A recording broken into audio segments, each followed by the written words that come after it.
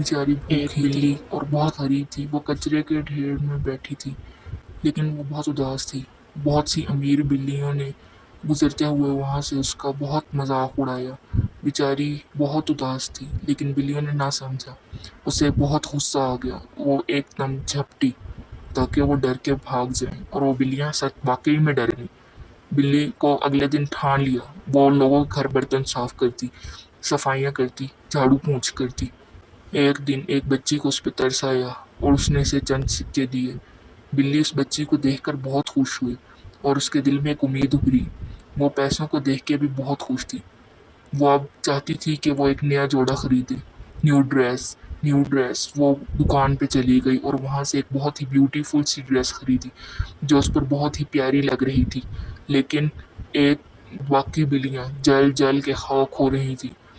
वो हैरान और परेशान थी कि ऐसे कैसे हो सकता है कि एक गरीब बिल्ली ने ये ले लिया। अब वो भी चाहती थी कि वो अमीर बिल्लियां चाहती थी कि वो जो गरीब बिल्ली अब अमीर हो गई वो उनकी दोस्त बन जाए। मगर अब अमीर बिल्ली का मूड बन गया था, तो वो अब उनसे दोस्ती नहीं